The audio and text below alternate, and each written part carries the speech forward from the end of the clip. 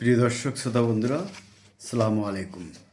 পরিবর্তিত বিশ্বের চ্যালেঞ্জ নিয়ে স্পষ্ট ধারণা থাকা জরুরি বলে মন্তব্য করেছেন বিপসের সেমিনারে বিশেষজ্ঞগণ।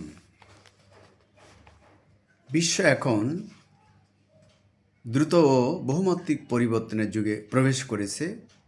অর্থনৈতিক ব্যবস্থা, প্রযুক্তি ও বৈশ্বিক নিরাপত্তা পরিস্থিতি নজিরবিহীন গতিতে পরিবর্তিত হচ্ছে।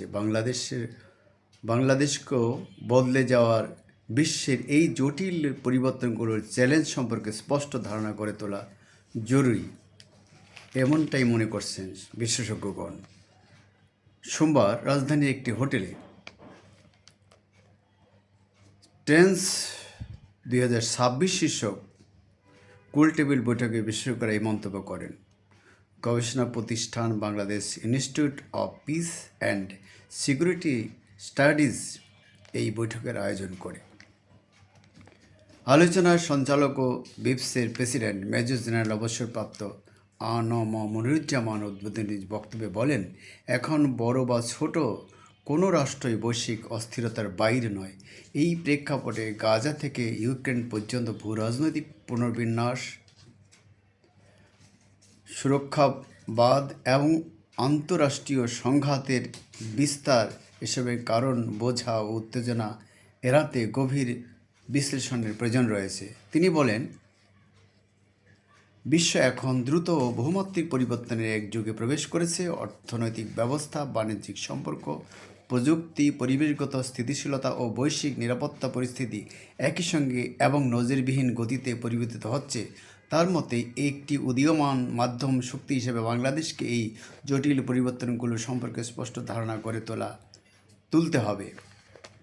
ইস্ট ওয়েস্ট ইউনিভার্সিটির অর্থনীতি বিভাগের সহকারী অধ্যাপক এবং সেন্টার ফর গভর্নেন্স স্ট্র্যাটেজির নির্বাহী পরিচালক পারভেজ করিম আব্বাসী বলেন, আন্তর্জাতিক প্রতিযোগিতা ক্রমেই বিদ্যুতায়ন, ডিজিটালাইজেশন এবং ডিকার্বনাইজেশনের চারপাশে আবর্তিত হচ্ছে।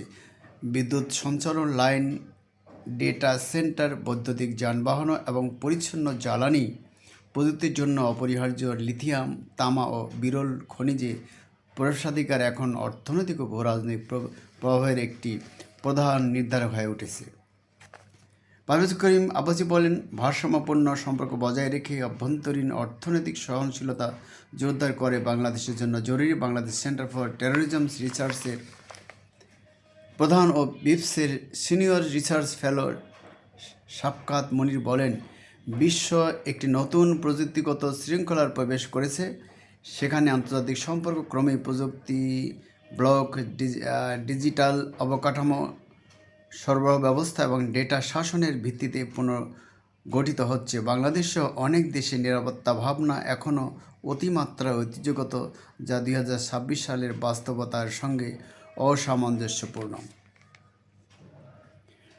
শাফকাত মনির বলেন, রাষ্ট্রে সংঘাতের নতুন করে তীব্রতা লাভ করেছে। পাশাপাশি ধূসর অঞ্চল ও হাইব্রিড যুদ্ধ, যা প্রচলিত যুদ্ধের বাইরে প্রধান প্রতিযোগিতায় রূপ নিচ্ছে। কৃত্রিম বুদ্ধিমত্তা এখন শুধু তথ্য তৈরি করছে না, বরং শাসন ও নিরাপত্তাকে প্রভাবিতকারী সিদ্ধান্ত ও কর্মকাণ্ড বাস্তবায়ন করছে। এর ফলে ডিপফেক, ভুয়া তথ্য এবং এআই সৃষ্ট বায়োমেট্রিক্সের মাধ্যমে আস্থার ভাঙন ঘটছে এবং প্রচলিত পরিচয় যাচাই ব্যবস্থা অকার্যকর হয়ে পড়েছে। শাফকাত মনির আরও বলেন, এআই সক্ষম সন্ত্রাসবাদের ঝুঁকির কথাও উল্লেখ করেন, যার মধ্যে ড্রোন যুদ্ধ, স্বয়ংক্রিয় উগ্রবাদ ছড়ানো, ক্রিপ্টোকারেন্সি ভিত্তিক অর্থায়ন এবং 3D প্রিন্টেড অস্ত্র অন্তর্ভুক্ত। জলবায়ু পরিবর্তনকে তিনি উৎপাদনশীলতা ও নিরাপত্তার জন্য একটি বড় হুমকি হিসেবে চিহ্নিত করেন। ঢাকা বিশ্ববিদ্যালয়ের অর্থনৈতিক সম্পর্ক বিভাগের সহকারী অধ্যাপক সাইমা আহমেদ বলেন, আন্তর্জাতিক সম্পর্কের ক্ষেত্রে সংকীর্ণ কঠোর জাতীয় স্বার্থ অনুসরণের প্রবণতা স্পষ্টভাবে বেড়েছে। বড় শক্তিগুলো ক্রমেই একতরফা ও চাপমূলক পদক্ষেপে নিতে আগ্রহী হচ্ছে এবং অনেক ক্ষেত্রে বহুপক্ষীয় প্রতিষ্ঠান ও আন্তর্জাতিক আইনি কাঠামোকে পাশ কাটিয়ে যাচ্ছে। এটি বাস্তববাদী ক্ষমতার রাজনীতির প্রত্যাবর্তনের ইঙ্গিত দেয়, যেখানে বৈশ্বিক শাসন কাঠামো খণ্ডিত হচ্ছে এবং নিয়মভিত্তিক আন্তর্জাতিক ব্যবস্থার উপর আস্থা কমছে। প্রিয় বন্ধুরা, এই যে পরিবর্তিত বিশ্ব ব্যবস্থার সাথে বাংলাদেশকে খাপ খাইয়ে নিতে হবে, সেই পরিবর্তনগুলোর সাথে বাংলাদেশকে উন্নয়নের দিকে নিয়ে যেতে হবে। পরিবর্তনগুলোর সাথে খাপ খাইতে হলে এই কথায় বিশেষজ্ঞরা জোর দিয়ে বলছেন। সুতরাং পরিবর্তিত বিশ্ব সঙ্গে তাল মিলিয়ে চলতে গেলে বাংলাদেশকেও পরিবর্তনের সাথে একাত্ম হতে হবে এবং এই বিষয়ে সম্যক ধারণা বা জ্ঞান লাভ করতে হবে। ধন্যবাদ সকলকে। ডিবেটি জানা চ্যানেল এবং ডিবেটি জানা চ্যানেল এবং নিউ বাংলা টিভির পক্ষ থেকে আপনাকে সকলকে শুভেচ্ছা স্বাগত জানাচ্ছি এবং আমরা নতুন কোনো এপিসোড নিয়ে আবারও আপনাদের সামনে হাজির হব। ততক্ষণ পর্যন্ত আমরা ভালো থাকতে চাই। কথা হবে। আসসালামু আলাইকুম।